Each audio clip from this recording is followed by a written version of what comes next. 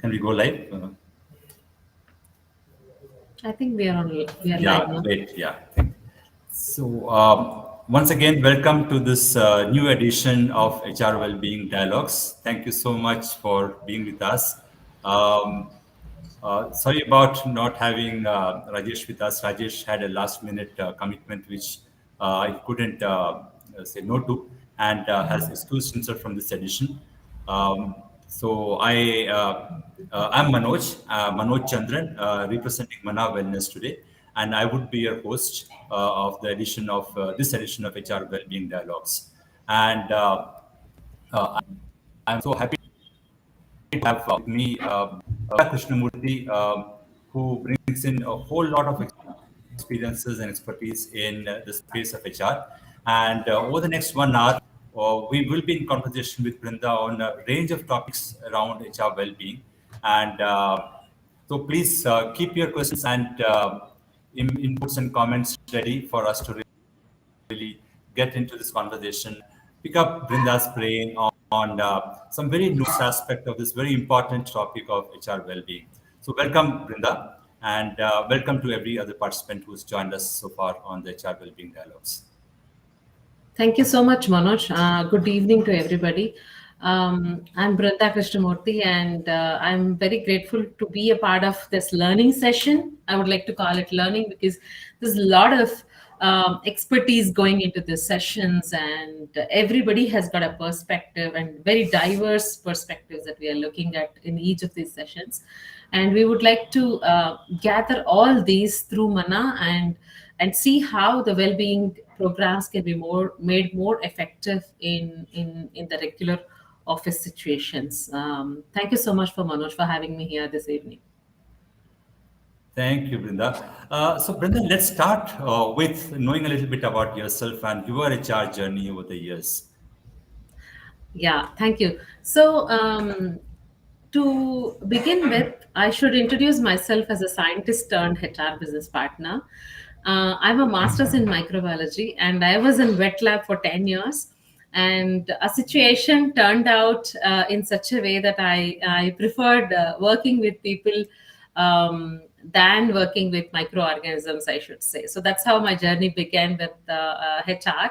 And then I equipped myself with MBA programs and wanted to join best of the best HR practicing industry. So then I got an opportunity to work with IBM.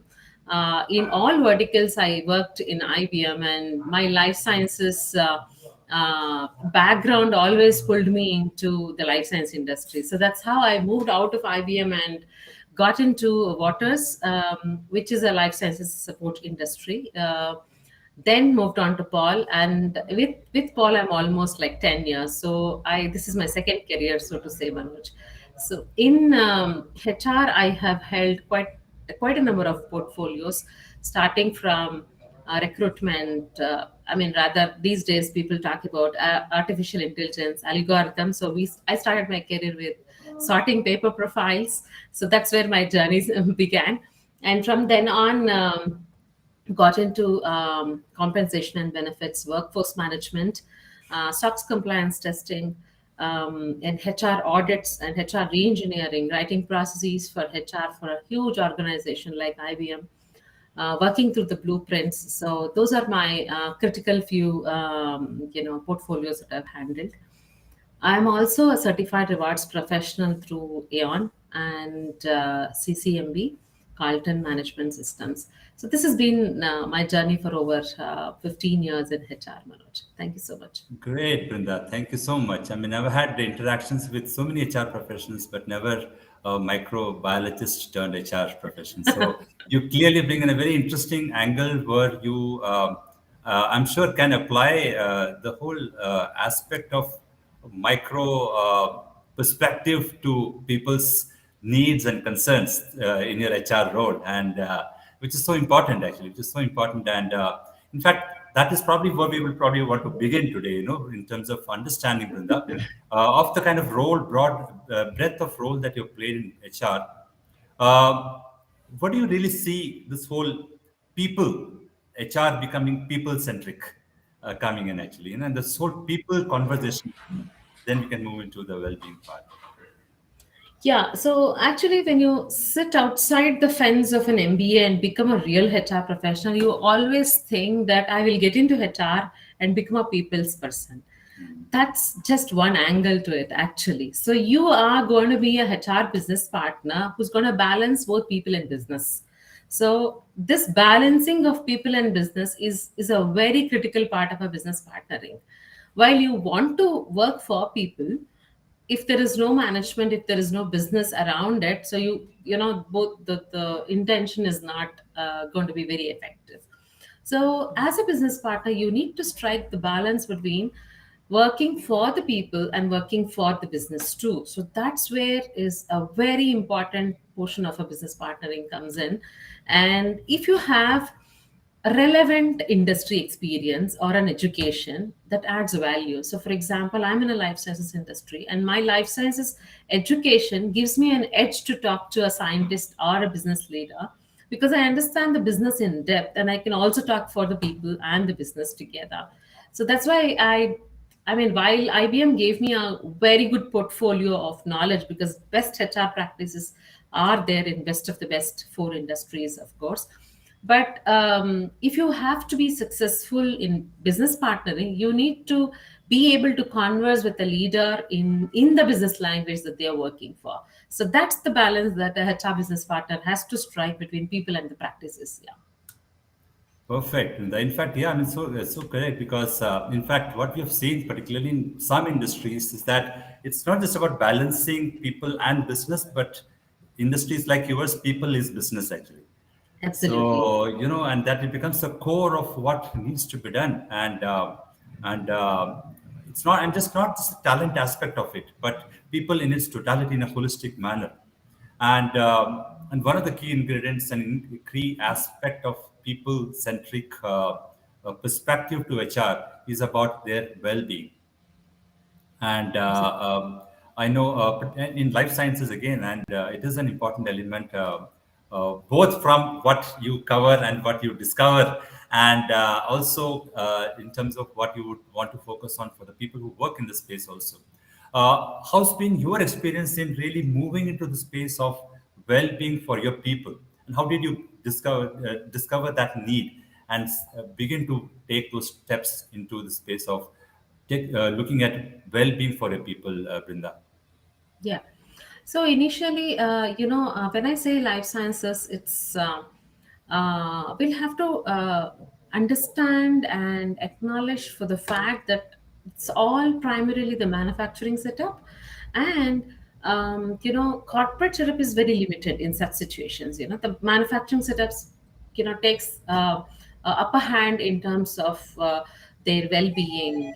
We have got very structured factories act in India. If you see that, what kind of breaks that a person has to take, what kind of restrooms that has to be there, what kind of people number of hours that they have to put in. So in manufacturing setup, what we're talking about well-being today is already existing, and to have that in a very methodical manner is what is very important. So we have to follow, and we have to educate the shop floor associates to see how their well-being has to be there: the breaks, the water, the restroom, the uniform, the safety measures. So these becomes the basics of well-being at that particular situation. So after that, so that becomes the basic. It's like Maslow's triangle. So that's the basic. Okay. So after that, we move on to mental well-being. After physical, we move on to our mental well-being, and then we improve the quality of the workspace. And then for me, I have noticed, if well-being is all about being what you are, having a what you can eat, have a sleep, restful sleep for 8 hours, and then getting back to work with a smile. That's the well-being that I would look at for any associate. So, keeping this in mind, we have introduced quite a few wellness activities like knowledge sessions through renowned doctors, how one female associate should take care of her health, and what kind of practices or what kind of special incentive program should be built into. utilize it towards a spiritual meditation programs, or a yoga program or a gym program. So, this is something that we have introduced on the go for several years, Manoj. Sure. Thank you, Brunda. So, Brunda, one point that you made, and I really want to start there. You mentioned about educating people. Yeah. And it's very core to how we begin a whole new paradigm, a whole new perspective to a space like mental health, where we've seen people having perceived notions which they believe are knowledge. And then you have to, really help them unlearn and then pick up a whole new way of looking at the space called mental well-being. Um, how did you then really traverse that space of communicating to them that I'm going to educate you Yeah. on something about mental well-being, and what's been their first response to that communication that yes, educate me? Yeah. So, to first call out, Pall Corporation is has got its presence in 46 countries. So we have got Americas, EMEA, and Asia Pacific presence. So, culturally, all three regions are very different in the way that we devise the program and in the way that they receive the program. Both are very different. Say, for example, if you are talking about a well-being or mental well-being in Americas, it is very easy to communicate because it's built in their culture to accept that well-being program that you're calling it out as EAP or employee assistance program. In Europe, it's pretty easy as well because they've kind of better educated than, and I'm not saying that we are not educated, but our culture is such that to accept this particular situation in India probably is very difficult when compared to the other regions. Okay, so we should not call it an education when we educate. That's the crux of it. So we should have the coaching sessions continuously. We should have this breakout session, like, for example, there is a birthday party arranged in a monthly birthday program, and before that you have like 10-minute session about what should you do to be you as you and be a happy living. So such 10 minutes, 15 minutes quick sessions are going to put their thinking right for them to use these EAP programs that we have built for them. And probably it's very difficult, very easy to give a program to the associate, and very difficult to monitor the returns as well. So, for example, you would you would definitely give a EAP program or a wellness program, or you will put a platform for the associate to utilize that. But how many of them are really using it?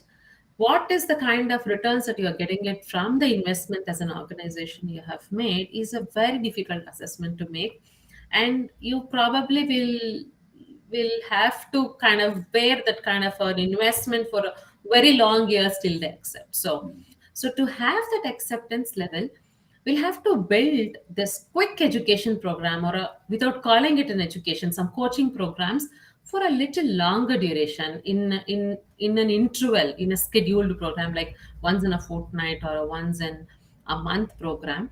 And we have seen this working, and as the time goes, the acceptance level increases and they will start using this program. We have seen the calls that were logged in were increased over like 2 years. Of course, first 2 years it was very difficult to have them. So, and then one more thing that is very important for the acceptance is is the talk, is what I'm talking is confidential. So you have to build in that confidence to the associates that yes, what you are talking is highly confidential and it will not be shared to anybody outside. So to build that confidence factor is very important for an associate to have the acceptance of this program. There's so many points out there, actually, Brinda, in what you pointed out, and I'm going to pick up several of them. And one of the very impressive point that you made is about it takes very long years and sustained infusion of that communication and sustained living of that whole program is so Yeah. important because, like I said, we should be educating them by not telling them that we're educating you. And also to an audience that has still not understood or felt the need for a change in the space of mental well-being. When that audience is being spoken to, how are we going to really communicate to them that come and attend a program on yoga, for that matter, any other well-being initiative that you're doing it? Um, Before I move on, I would urge the participants here to put in their messages, their questions. Please feel free to raise your hands and ask any questions that you have, because this is a dialogue, this is an interaction, and would love you to come and participate with us.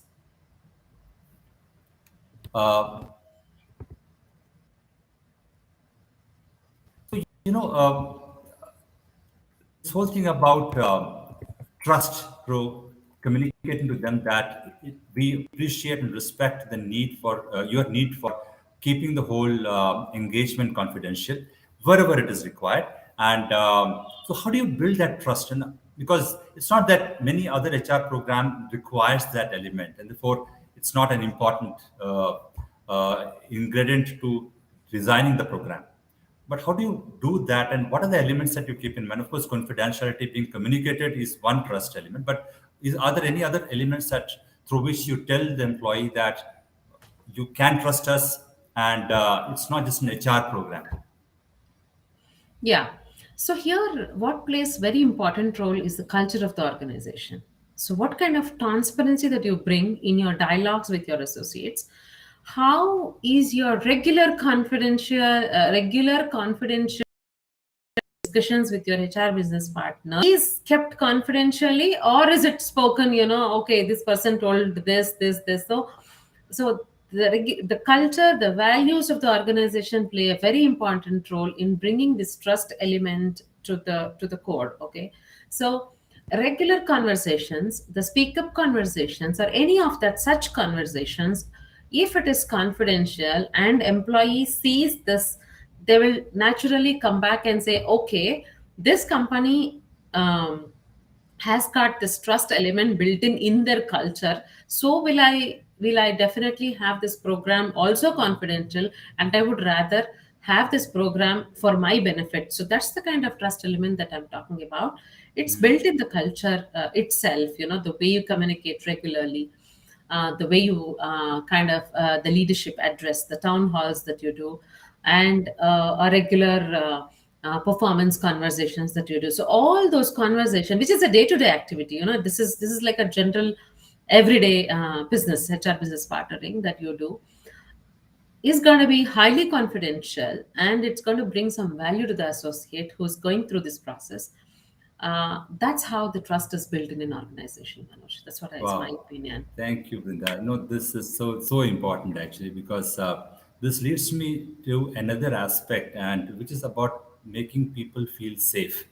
Yeah. And trust is an element of that actually. When you are helping people to feel trusted through the cultural element aspect of it, and not just one transactional program that you're doing and then add trust or elements of trust only in that program, because it's important that they see it from a cultural perspective on a day-to-day basis. So how does safety become an integral part of the communication you make around emotional well-being in your programs? When you say safety So, become, yeah. when do you make, so like when you tell people to attend some programs and some initiatives and all, do you really use that whole element of making people feel safe? And does safety become a reason? Because there are many other elements that we usually, Mm, particularly in the manufacturing industry, safety is paramount. It's so yeah. important element actually in every other physical aspect of it. But when it comes to emotional safety, we really don't understand why, one, whether we should be prioritizing that. If at all we have to prioritize, then how do we do that? And Yeah. extending that whole culture of safety in a particularly manufacturing organization into the realm of emotional health, emotional well-being. See, the safety aspect of has to be felt, not to be told. So, I should feel safe with you to have a conversation. Beautiful. Yeah, it's about not it's about unsaid. It's truly about it's untold reality. That's what I can put it. So I should feel safe to be conversing in that line, which is a third party line, or which is a HR business partner, or whatever it is. Okay, so that is very important. So you will have to make them feel that you are in a safe zone and you can come back and leverage the program that we have built for you. So this can happen over time, and the time that an HR business partner has to spend with the population, with the staff that she is the custodian for, and that's when the safety angle comes up, and the program becomes successful. Otherwise, program is there, you have a program, but is it beneficial for the organization and the associates? It's very difficult to call it out.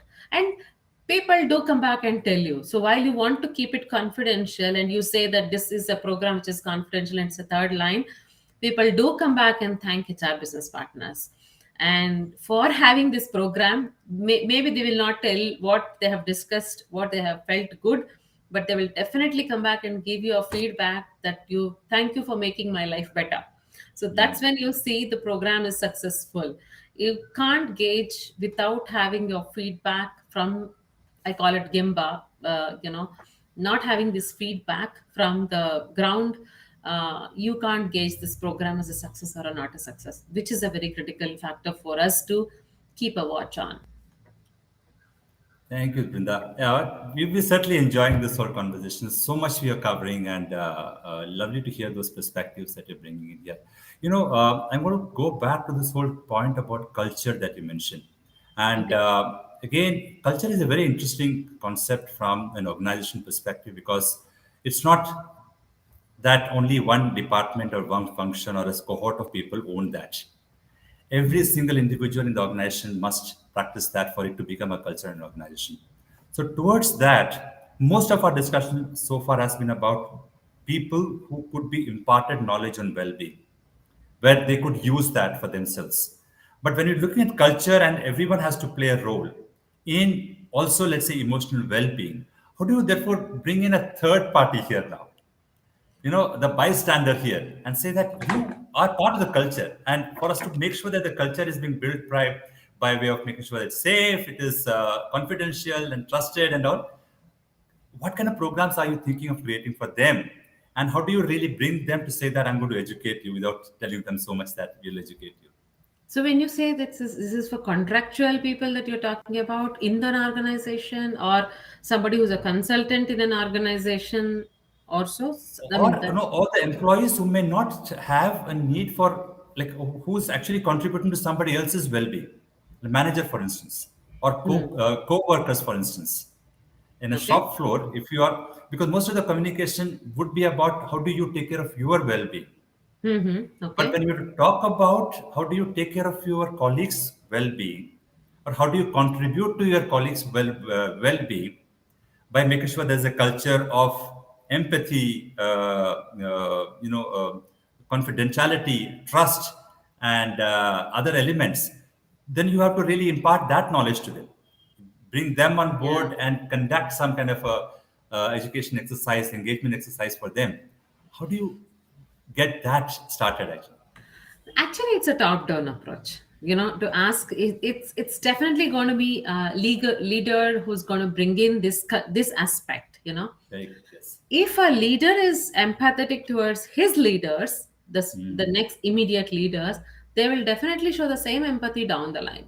And it is a trickle effect. If I'm good to you, somebody is good to somebody else, somebody is good to so it's totally a trickle effect in an organization. Culture is also so if how I am, people are watching me as a leader. A leader is getting watched. And how empathetic you are and how you are addressing a situation will become an example, will become precedence for you to continue talking in such instances. Which is a very top down approach, while bottoms up will become down the line once the culture is set. But initially, to bring in this change, leader has to have this empathetic situation, and probably I will call it an oath from Mhm. his side to bring in, this culture becomes the culture of the organization. So that is very important. The culture is built by a set of people in the top, and which trickles down to everybody. Thank you so much, Brinda, for bringing that element up about the role of a leader. And because when we are trying to communicate, again, a whole new way of looking at subject like mental well-being or emotional well-being, walk the talk becomes an important element. Because when you are giving a message, who's really starting to take the lead in imparting that, in practicing that message? And therefore, there is always the looking up to the leader is an important element, actually. Yes. Absolutely. Um, so coming to your experiences about designing those programs and floating those programs of emotional well-being and others of this kind, what are the certain pushbacks from the system and from the employees? And what are the reasons for those pushbacks? And what kind of pushbacks have you seen come up from them? Yeah. So, like I said a little a while ago, the programs has to be built keeping the recipient in mind. Otherwise, the pushback is normal. So, for an organization, it's a huge investment. Let's be honest on it. So, it's a huge investment, and if an organization is making such investments, it should become a 100% success in showing the returns in terms of the engagement scores, in terms of the employee leave, and in terms of the absenteeism reduction, the turnover reduction, and what are people talking about. Nowadays social media is all about how as an organization is doing is very much visible through people are quite vocal with millennials coming in. They're very vocal and they're very expressive in calling it a spade. Okay, so in such situations you will get a honest and straightforward feedback that something is working, something is not working. So these are a couple of initiatives that we'll have to keep in mind, or a couple of points that we have to keep in mind before we make such initiatives. We roll out such initiatives like whom are we targeting this program to, and how long is our gestation period, if I have to call the dormancy of this program, that we will start seeing the returns. And this is a risk component. Okay, so we should know that what kind of dormant period that we will undergo, and why are we doing it. I mean, is it a real necessary that we are doing a wellness program? Is it being asked for, or have you seen any pointers that you are deciding as a leadership team that if you do this, this will be controlled or contained? So for example, if you see a high claim ratio, then you would naturally go and look at what kind of claim ratio it is, what kind of organization health we are running at. Are people are getting highly stressed? Do they need to have some stress release programs? Is the blood pressure of the program, associates going up? The organization health becomes very important before you run a preventive health checkup program, right? So then you will know, if you run a preventive health checkup, then you are successful for a year, then you will know your claim ratio will come down, so your insurance premium will come down. So somewhere else you started and you achieved what you wanted to achieve in terms of premium payment, right? So similarly, you should know why you are doing this. Is it because the absenteeism is more? Is it the turnover is more? Is it because you want to compete with your competition? So market is doing, so you want to do that. If you just blindly do what market is doing, maybe it may or may not help many a times, right? Because that may not be required for your organization, something else would be required. So your why becomes very important. Start asking why, like 5 6 7 times. Why am I doing this really? Is it a mandate? Is it something that I'm doing for to benchmark my competition? Or am I really going to look at return on investment in several ways, like I'm going to have a happy employee, Like, you have got several apps these days that you have walk marathon programs, a number of steps that you take, and you've got a team building activity in the app. That so you there's so many options available for you. But if you just do it by spending like 3 4 5 lakhs, maybe it is not going to be highly beneficial. Like I said, Correct. you you have to bring in your CSR spend into this. So Yes, yes. probably you need to bring in bridge gaps and see how you can make an effective investment to get an effective returns. Yeah. I'll just take an example here. Maybe I'm talking too much, but No, this no, is no. a very very experienced example. Okay, so this example is at a point in time, um, everybody decided, okay, gym allowance should be extended to the associates because our well-being, as a part of the well-being program. Okay, well debated. Then we said, okay, gym allowance is extended. We didn't see any benefit out of it, because why, after a year we got to know that gym alliance, everybody logged into gym programs, whatever cult or whatever it is, gold's gym or whatever it is. So we Okay, gave yeah, that, yeah. yeah, Okay. so okay. So everybody logged in, but there was no discipline to go to the gym. So how do you put your investment Exactly. on returns? You don't Measure have that. a returns as measured. It's not measured, right? So such failures you will do have in such programs. So you'll really have to see why you're doing before you do any program. You just want to do what market is doing. Probably your success rate is going to be very limited. Right, right, right. Yeah. No, that's an interesting point actually. Then on that line, how do you usually find the pulse of your employees from a need perspective, stated or unstated? Here they had Yeah, stated that they needed gym allowance, but yeah, sometimes and maybe there was an underlying kind of a need there, which they thought it should be manifested or communicated as gym allowance, and yeah. which did not fly. But we still probably have not been able to find out why they thought of that. So how do you find those trends, those pulses, those whole, that heat map Yeah. in the organization? So there are several ways to find this pearls. One is a set of interviews are conducted with chosen leaders in a region. Of course, when I say leaders, you will also have chosen associates. Kind of random. When I say chosen, it's not handpicked. It's a random associates to see, with a sample size of say 10%, to see what do they feel about it. And I mean, do they really feel? That's one way of interviewing, is one way of collecting the data, that should I be doing this or will make you happy. And at an organization level, we also run VOCs to collect the data to see what trend is looking at and what do they need it. We just need to understand the need analysis is very important. Then it is debated to see if this program, based on the interviews or the feedbacks or the VOCs or the engagement surveys, that we pick up that thread to see if what has to be done to address this particular situation. Then comes 4 or 5 options that we should do, and then becomes a wellness program, or it has to be a gym alliance, or so. It is a very Yes, methodical manner that we have to go. We can't just yes. assume and do it. So there is a process that we have to follow to arrive at a particular program.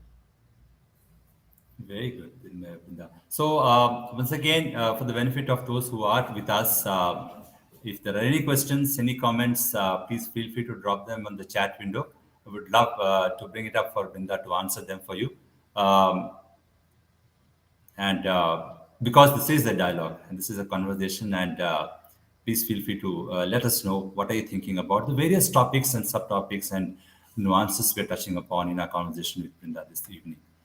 Thank you. Um, So, Brenda, moving on, actually that you a little bit stole the thunder in terms of bringing in an anecdote there about gym allowance, because that's the next part I wanted to get in, Oh, to really pick up a few of your experiences.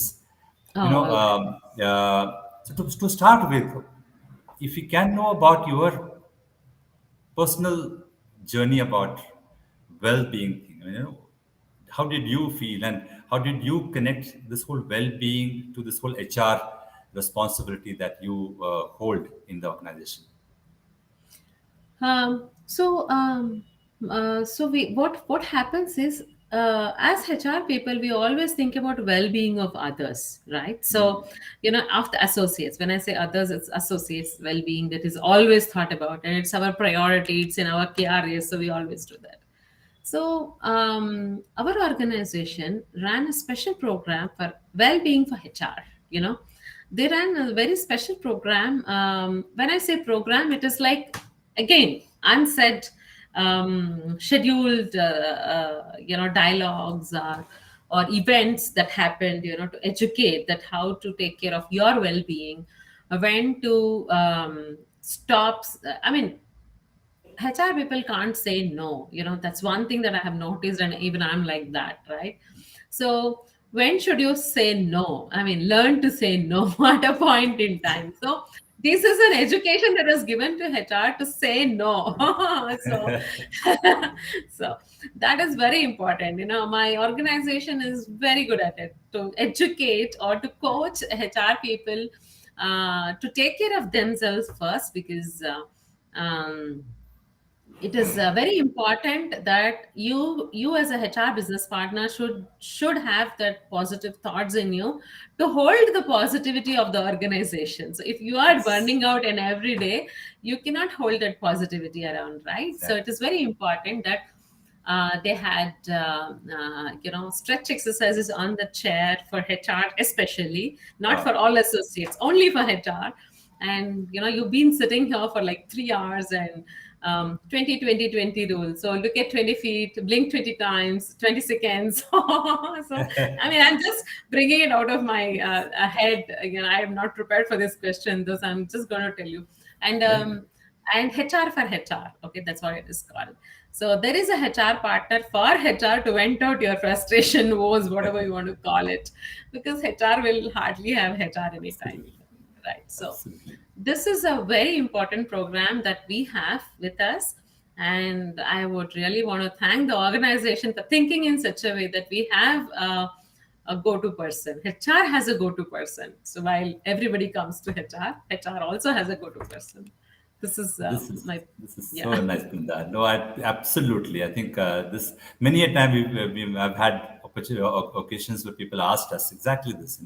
Who do HR go to if Yeah. HR is the person people come to actually. So, and this is such a wonderful, innovative idea that you thought of building a well-being program for HR to begin with, and and also when they go through this whole experience of discovering their call around well-being, and they are able to better articulate this whole communication to the people about why well-being matters to us, and how do we take care of our own and that of our colleagues well-being. Absolutely.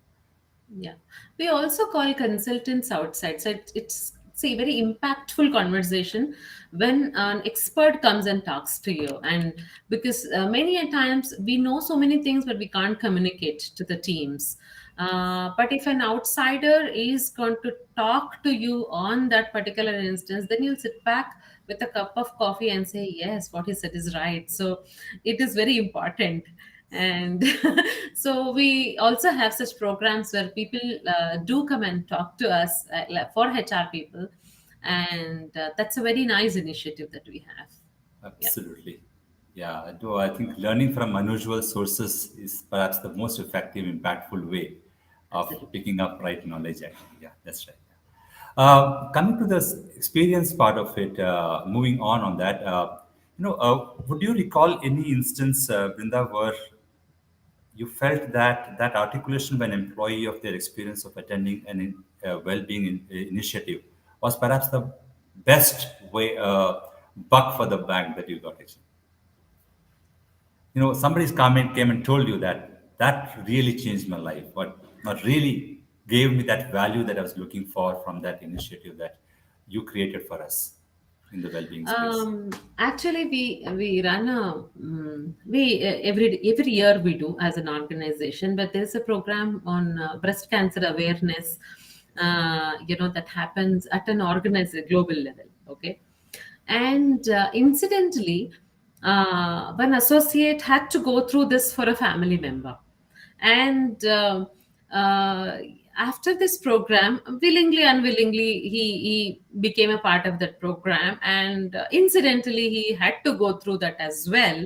And then he came back and said, wow, I mean, this awareness program that I was a part of, and that has helped me so much better to handle my situation, and it gave me a lot of confidence that it is curable. And Wow. thank you for this initiative that we run in our organization. And I was successfully able to we were successfully able to sail through the situation, and we are healthy today. So as a family, I mean, that gave us uh, lot of happiness. I mean, when Yes. somebody comes back and tells you that your program is good, that's all we want as HR people, right? So yeah, I mean, such many Exactly. such examples like marathons. And Yes. I think there is a walkathon that was there which covered 100 kilometer that my organization, 4 or 5 associates participated. And that was again a lot of many people started using Starva. You must be knowing about the Starva app, that they Yes. track Yes. their miles, steps, I and do all that. that. Yeah. Yeah. Yeah, so that app is with us as an from we can log in our organization, and we can track who of our Yes. other colleagues are walking how many steps. So we have got such Exactly. initiatives that's highly valuable by Yeah, the no, this is a associates. wonderful anecdote actually, Binda. And clearly this is great example of we designing programs around well-being, which is about preparedness, Yeah, which is about preparing. It's not just about identifying the current needs and designing it, but also thinking for the future actually, and staying a couple of steps ahead of what possibly is the current need. And many a time at this point in time, participants may not really see the connect to it, but the preparedness element really helps them a lot. And particularly from well-being perspective, we speak about resilience, and HR really understands that the need for employees to build that resilience, and emotional well-being as a subject really is an important element of helping employees build that resilience. Yes. absolutely. Uh, It's not about falling; it's about getting up again. Wow. Beautiful. I think that's a great statement. Yes, yes, yes. Yeah. Yeah. Uh, so, coming to HR professionals, colleagues, and friends in the HR fraternity, Brinda, what are some of the messages that you will have from the experiences that you've built in focusing on employee well-being? Designing programs for them, understanding how do you hold this conversation with them. What are some of the lessons, some of the messages that you may have for young HR professionals, particularly? Be a good listener first. So just listen. I mean, nobody is asking you to answer back, at that point in time. So listen to understand, not to reply. That's one thing that all of us should definitely have. But these days, the kind of listening capabilities are kind of coming down quite a bit. So Yeah. listening is very, very important, because unless you spend time, human connect is very important. While we all understand bots, we all understand that Sophie robo is replacing a HR business partner, but nothing can replace a human connect. And people, in fact, just to tell you, even after you move roles, people will call you from another organization to tell I'm doing well. That should be the HR people's connect. So that's what I can Wow. give you an example as. So you should be able to bring in that empathy and listening, and the people connect with you as a human being, not as a HR business partner, as a human being first, and that adds quality to your HR business partnering. That is going Yes. to bring in a lot of value to you in an organization. And once they see value, they will naturally reach out to you for more and more conversations. Beautiful. That really, I mean, that's really one single, perhaps the most important advice that you could give about the. I mean, it starts with this whole listening thing, and everything else falls in place in terms of what you need to do for them. Absolutely. Thank Uh, you. you know, I may be putting you on the spot, but in the same breath, I would want you to also help us know uh, what are the kind of communication difficulties that you've had in convincing your employees to come and uh, be part of this whole well-being initiatives. What are the kind of message that you will have for them, that goes beyond just telling them that there's a transaction, come and attend my yoga class tomorrow, at a broader level, that why does it matter to you, and why does it matter to me, and as a colleague, that you attend this program and you participate, engage, and pick up a whole new practice of well-being going forward. Yeah, it is not easy. With a lot of reluctance, people come, and especially if you are dealing with scientists, if you are dealing with a very niche skilled associates,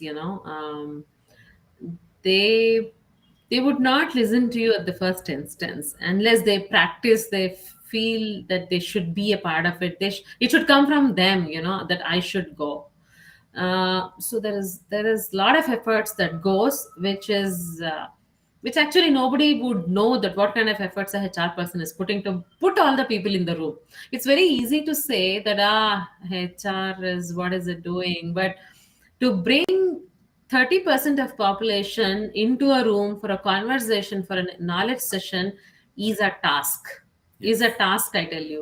It is not going to be easy if you have got a population, and you can't make it mandatory because it's a well-being session, right? You can't make it mandatory, and you will have to, you only your connect helps, your relationship helps to bring in people into the room. I must say that, but it is a task, I'll tell you.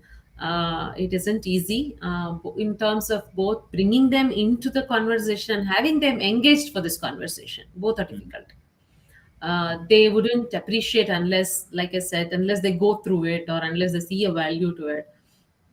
Over a period of time, the count in the room will improve, but it's a lot of efforts that goes, which is really not seen by anybody what a HR person puts in. It's my personal experience, but yeah, you can't lose hope. You have to keep your try on unless you succeed, right? So Absolutely. because your leader walks in and sees the room empty, what are you gonna say? I mean, you can't say that I called them and they didn't come here inside the room for this session, right? So it's actually on a spot situation. Absolutely. Uh, I have no Thank you. answer for it, but it I is know. definitely going to be a lot of efforts in the background. I understand that actually, and it's not easy, but we have to be at it because at Yes. some point in time we will be able to uh, turn the table, and create a tipping point somewhere. But that brings to me to the next point actually, Brinda, is about measuring success. What does Yeah. success mean here? So, like you anecdotally, you pointed out a few brilliant success stories in your experience. So, is it about those anecdotes? Is it about volume? Is it about number? Is it about something else? It depends on the whys that you have started with, and Mm. did you achieve the whys that you started with is something that is very important as a success measure that you're going to put for yourself. So, in my organization, there is Danaher is my master company, and in under Danaher Pall Corporation, in Danaher, we also are a part Pall Corporation. So we have got a specific measure criteria that we call it CVDs. Okay, so we core value drivers. So we have a defined method to measure the success for any project that we pick up. So our whys will define our success rate that we have, so which is called DBS, the Danaher Business System, we call it. Yes. So we've got a defined why, and those whys, when we answer the whys, becomes our success criteria. So that's Yes. the way we deal with it. But it's like any other Six Sigma processes that you kind of see outside. So similar to that is what I'm talking about. So success is what is successful for me is not same for another organization, for my organization versus another, because the problem statement is very different. So Yes. the program that you build should be customized. So you should have your problem statement, then you should have your why and how you're going to tackle it. Then you define your success rate accordingly based on what you want to tackle. So your five whys and what and the how becomes very important for you to measure your success of your program. Thank you, Brunda. To the last part of our conversation, I would want to move into a little bit of crystal ball gazing about. So, what does this future look like? Because I mean, the good thing is that slowly we have begun to see that well-being is taking center stage. It's becoming with more business sense, and at some point in time, we are hoping that employees will be able to communicate to us what their needs are around well-being, making our job a little easier, probably, as an HR, and they're ready for those programs and initiatives that we're going to give to them. So, what does it look like in the future? When it comes to employee well-being. Hmm, it is a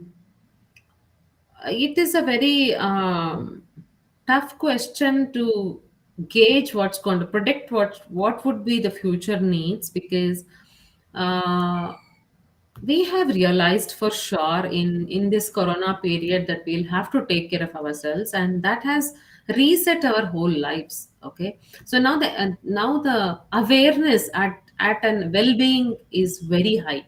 So you can definitely uh, bet on your employee coming back and telling you, because of two things. One is your awareness is high, other one is your average age of your associates are at a millennials age, I mean, they are very vocal. So with these two situations, it's not going to be very difficult, but you will have to keep the connect on to see, continuously run the VOCs, continuously run this. It's not a one-time activity. You'll have to keep running to see, do you have the same set of problems now to tomorrow, or the set of problems have changed, because I may have to recalibrate my wellness program.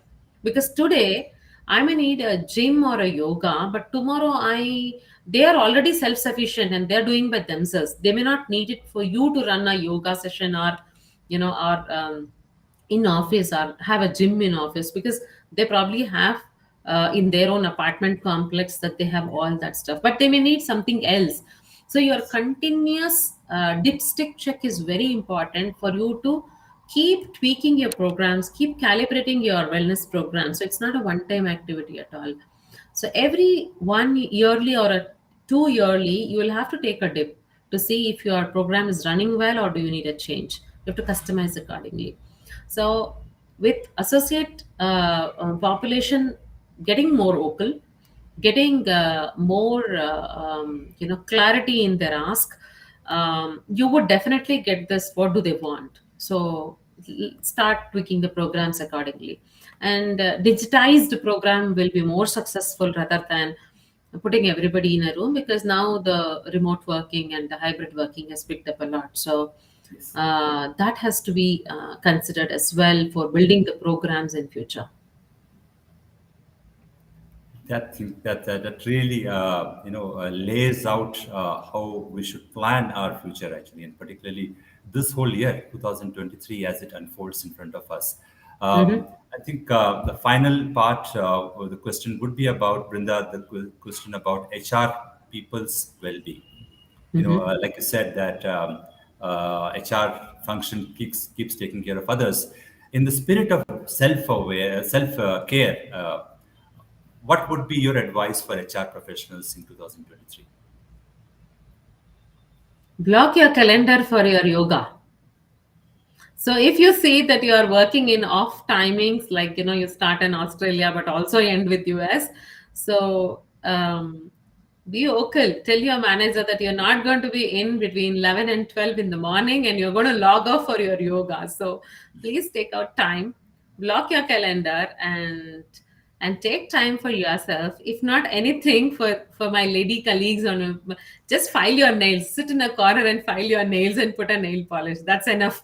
It'll get you back to work. So nice. So yeah, so just take out that time for yourself. And you know, people understand these days. It's not like earlier days that they say, okay, you have to be online. It's all about deliverables. So if you are working 12 hours a day and you log off for 1 hour or a 40 minutes for your own well-being, they rather appreciate than consider it as a fault or whatever. So please take out time, be specific, and stick to the commitment that you have made for yourself. It's not a one day thing. If it is 40 minutes, only day that you should skip that 40 minutes is maybe Sunday. All 6 days you should keep up that commitment of 40 minutes, and spend time for yourself. And that's what is will recharge you to take care of 500 associates of yours. Wow. Thank you so much, Brunda. This is so nice. Taking care of yourself and giving yourself that time, that whole me time, without feeling guilty about it, That's right. is perhaps the very first step that HR professionals should take. And this is a wonderful advice for HR professionals. And HR well-being has to be certainly one of the central element of employee well-being, and increasingly so it's becoming important. And I think this has been a wonderful conversation, Brinda, and so much we've learned from the experiences that you've had, the kind of observations that you've made on this very important topic about employee well-being and HR well-being. Any few seconds we'll wait if there are any more questions or inputs or comments that we can have on the chat window. I'm sure Brinda would be happy to take them. Yeah, I'm so grateful for this conversation that you have arranged. I just really spoke very candidly my mind. I'm sure I don't know if it is of some value to you. I'm happy if it is of some value, but I really thank you for giving me this opportunity to put my mind out into this forum. Yeah, that and please be digital friendly, all HR colleagues. You've got a lot of tools these days. You don't have to sit back and work hard. You have to be smart. So that's another tip that I may want to. Of course, everybody is at the moment smart, but leverage the technology and probably make your life more easier.